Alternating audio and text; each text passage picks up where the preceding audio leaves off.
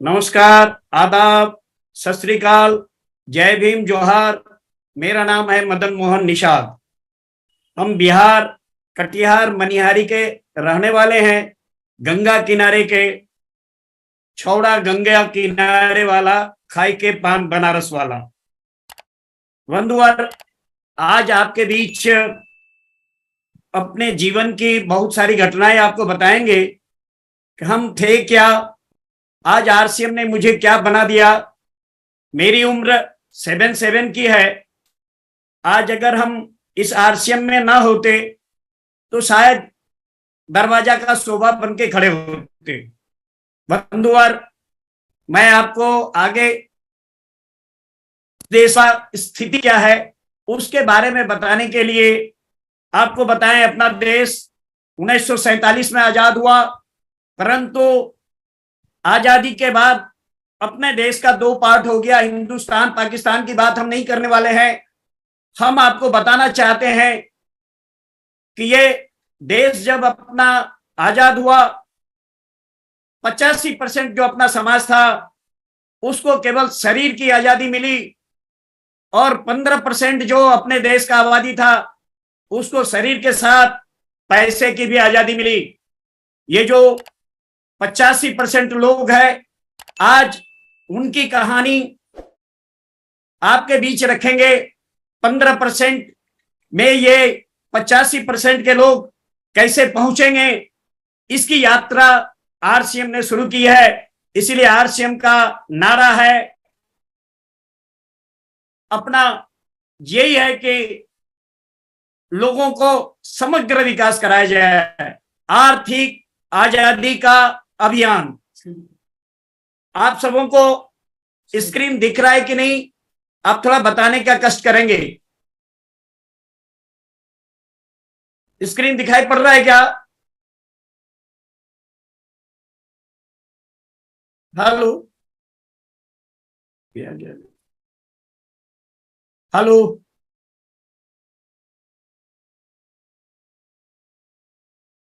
Hello sir जी, आवाज आपकी cut रही है। आवाज कट रही है? जी सर। अच्छा,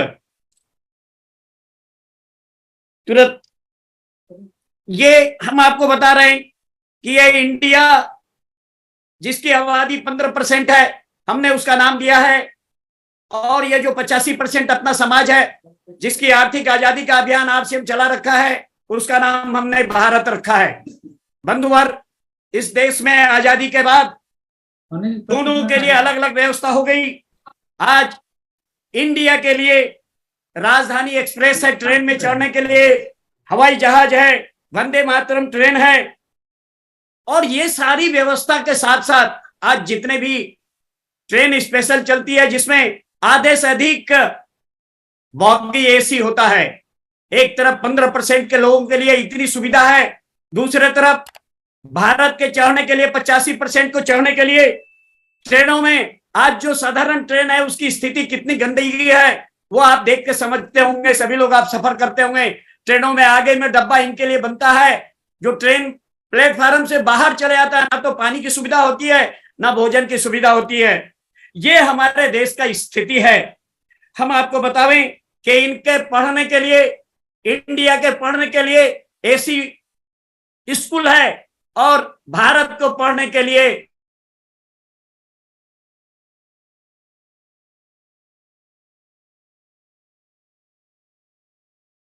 एसी हॉस्पिटल है। भारत के इलाके एक साधारण हॉस्पिटल है जिसमें दवाई तो नहीं मिलता, पुर्जा जरूर मिलता है। आज 80 से 90% से अधिक लोग पैसे पर अधिकार बिठाए हुए हैं। 90% पैसे पर अधिकार, मात्र 15% इंडिया का है। 10% पे आज पूरा 85% भारत अपना जिंदगी गुजर कर रहा है। बंधुवर, यहां इंडिया में लोगों के रोज पर्दे पर पर्दे बदलता है, टाइल्स में टाइल्स बदलता है। उनके बच्चे एक बार मुंह में दूध लगाते हैं, नाला में बह जाता है। भारत के बच्चों का स्थिति क्या है? दूध दर्शन नहीं होता है, तन ढकने को भी कपड़ा नहीं है, टाइल्स तो दूर रहने का भी अच्छा घर नहीं है। ये हमारा स्थिति है। बंधुवर, हम आपको बताना चाहते हैं कि आज अपने देश में ये 125 देश पूरे विश्व में हैं, जिसमें हंगर इंडेक्स में आप 2 दिन पहले न्यूज देखे होंगे कि भारत जिनका 111वां नंबर है। ये स्थिति हमारे देश का है। इसको परिवर्तन कौन करेगा? उसका ठेका अगर किसी ने लिया है इस भारत को इंडिया में ले जाने का, तो उस चिड़िया का नाम है RCM।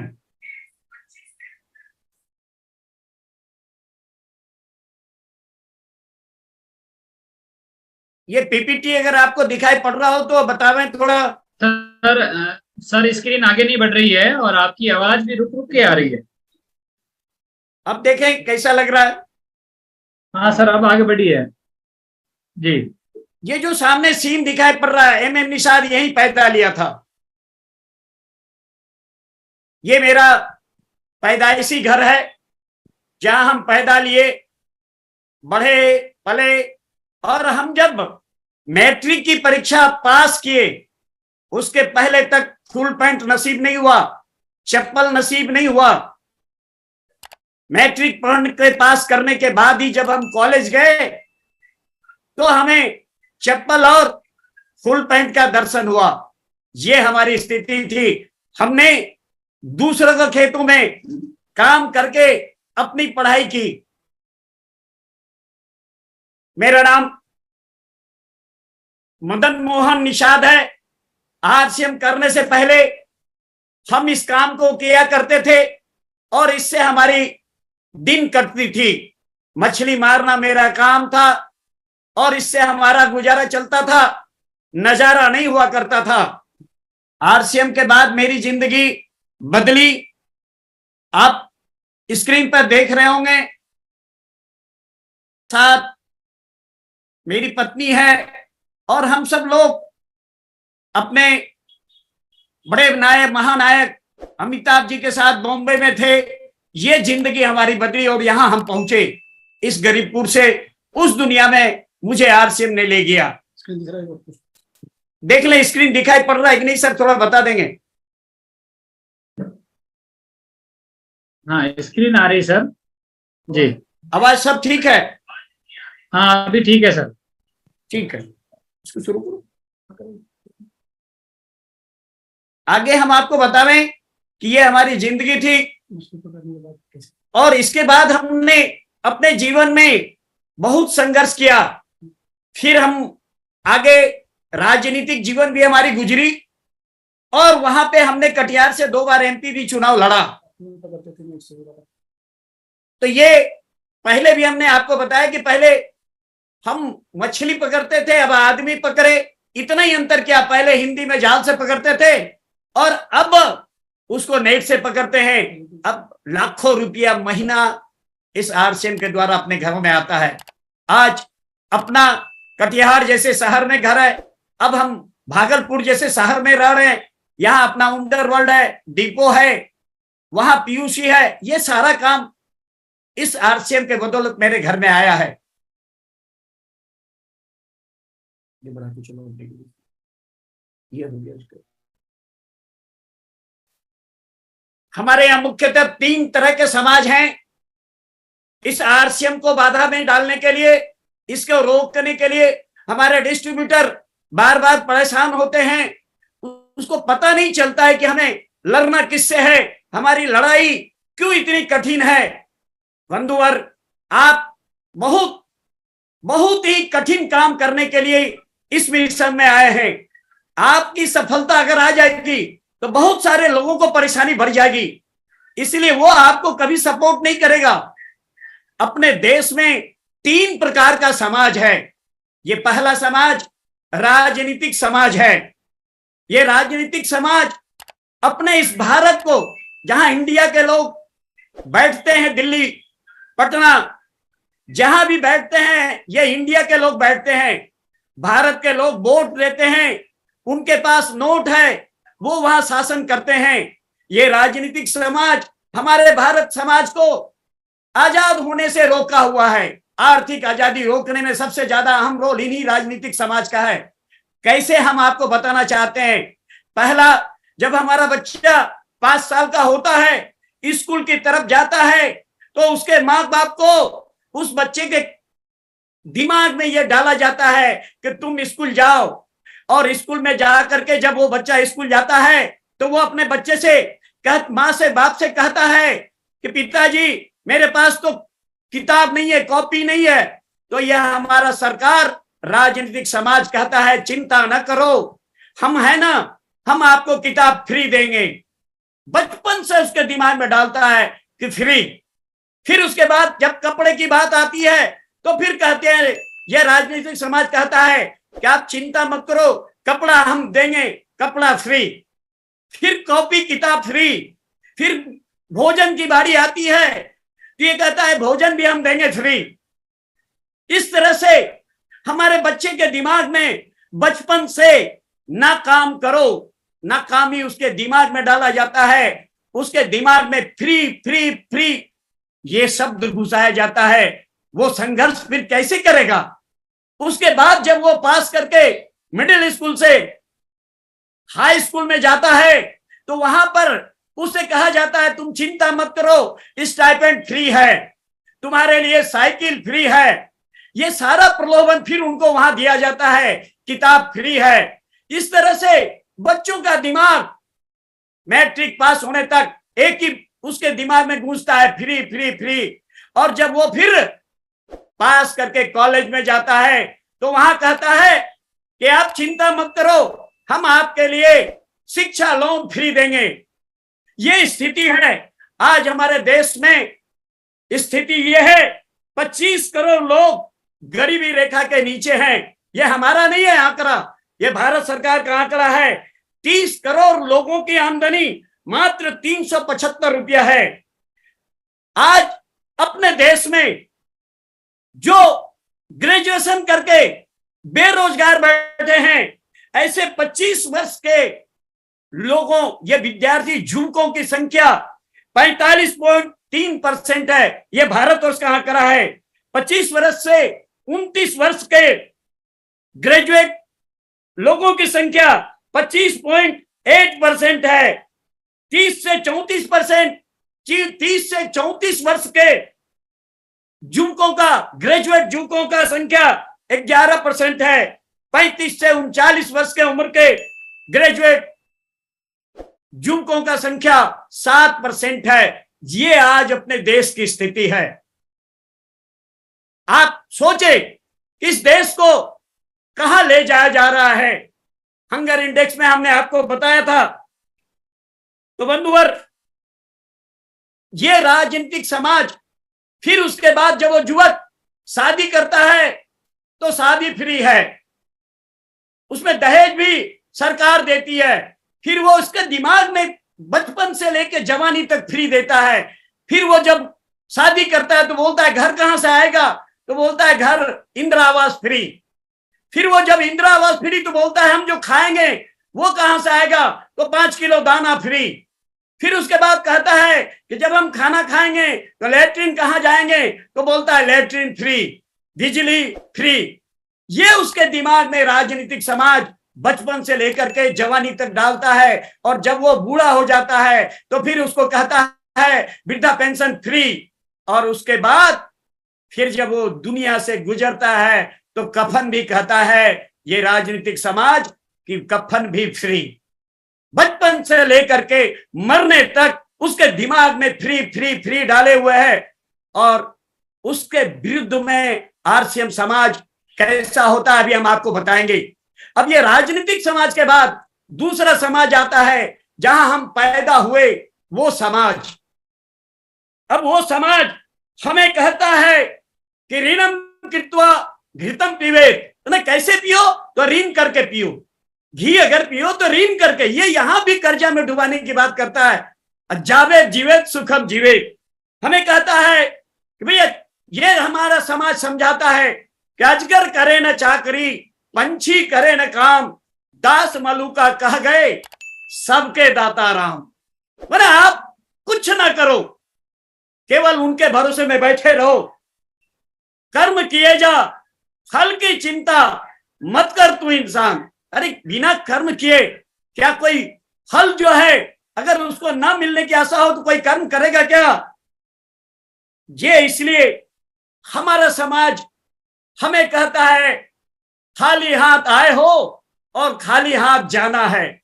जब भैया ये लोगों को मैसेज जाएगा, लोगों को बताया जाएगा समाज के द्वारा कि भैया खाली हाथ आए हो, खाली हाथ जाना है, तो वो क्या करेगा? कुछ करने लायक रहेगा क्या?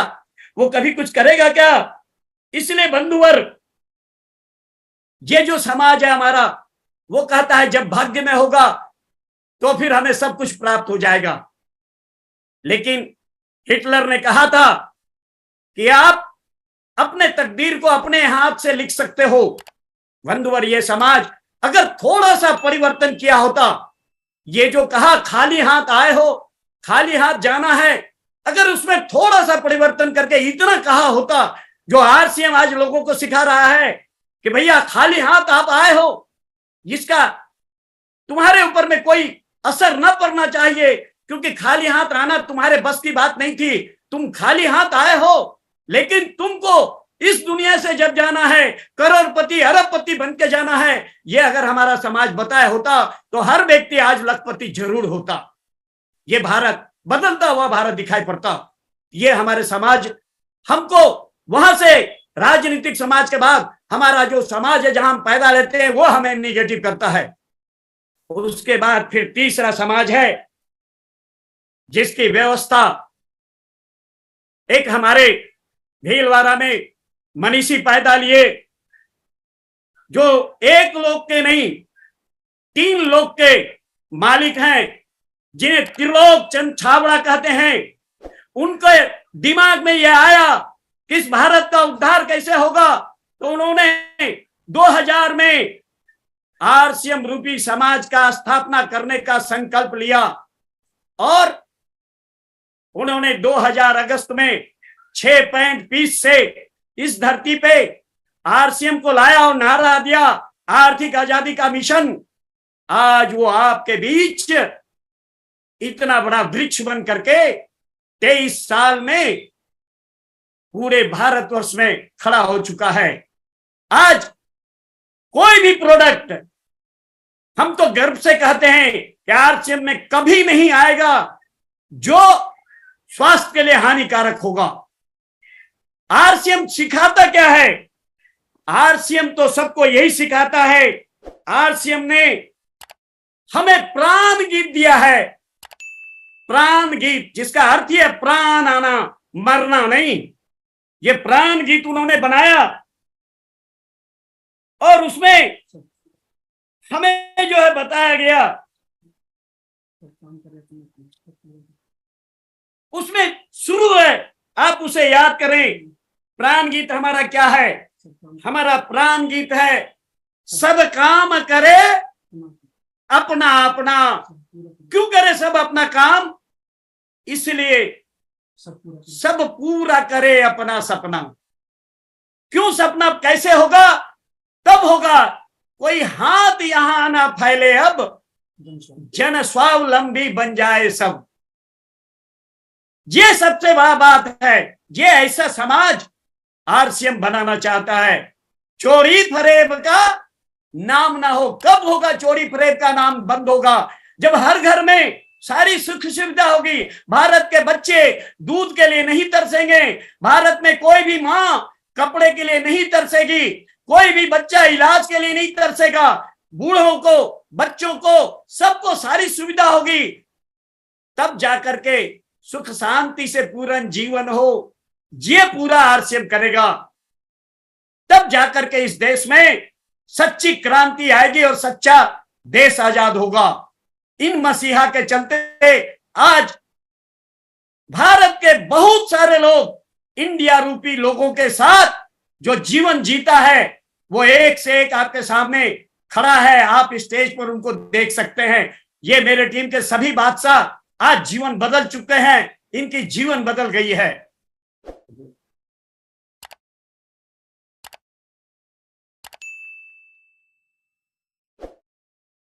ये आरसीएम में सफलता प्राप्त करने का मंत्र है। जब तक हम एक दूसरे को सहयोग नहीं करेंगे, क्योंकि आरसीएम सहयोग का ये नारा है, इसमें एक ही बात सिखाया जाता है आरसीएम में, भला किए जा, लाभ की चिंता मत कर तू इंसान, भला किए जा, लाभ की चिंता मत कर तू इंसान, जितना भला करेगा उतना धन देंगे भगवान। ये है आरसीएम का ज्ञान, ये है आरसीएम का ज्ञान, ये है आरसीएम का ज्ञान, ये है आरसीएम का ज्ञान। करना क्या है यहां करना क्या है? 100% प्रोडक्ट यूज करना है। खर्च किए जा, जितना हो मन से खर्च करो, खर्च किए जा, धन की चिंता मत कर तू इंसान, जितना खर्च करेगा उतना धन देंगे भगवान। ये है आरसीएम का ज्ञान, ये है आरसीएम का ज्ञान, ये है आरसीएम का ज्ञान, ये है आरसीएम का ज्ञान।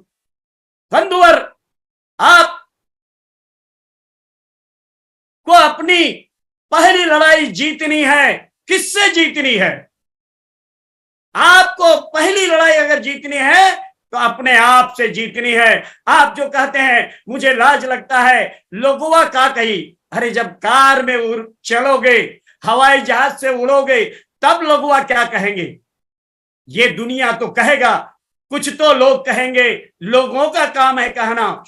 छोड़ो इन सब बातों को, बस केवल एक ही काम करो, केवल एक ही काम है आरसीएम करना।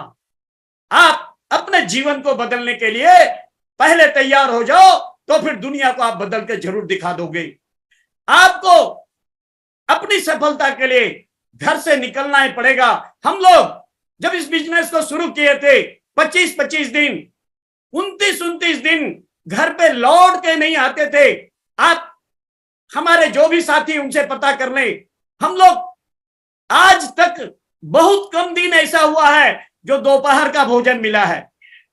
सभी लोग जानते हैं कि हम लोगों को जब दिन का भोजन नहीं मिलता है, सुबह का भोजन मिलता है, रात्रि का भोजन मिलता है। जब आप घर से निकलना शुरू कर देंगे तो आपकी सफलता आपके पांव चूमेगे, इसकी गारंटी है। ये जो रॉयल्टी, ये आप अगर जीवन में नहीं पा सकते हैं तो आप अपने 7 पीढ़ी को फाइनल नहीं कर सकते हैं। आज जो इंडिया के लोग काम करते हैं वो इसी रॉयल्टी वाली काम करते हैं, इसलिए उनके बच्चे कभी पीछे घूम के नहीं देखते। आपको भी यही रॉयल्टी प्राप्त करना है, और प्राप्त करने का क्या तरीका है वो आपके सामने है। अगर आप पास करते जाएंगे, अपने टीम में एक दूसरे को सपोर्ट करते जाएंगे, सब मिलके काम करेंगे, तो सफलता की गोल होगी, ये निश्चित है। रॉयल्टी लेना ये हर व्यक्ति का लक्ष्य होना चाहिए। अगर आप रॉयल्टी को किक करेंगे, पास देके, तो आपको रॉयल्टी मिलेगी।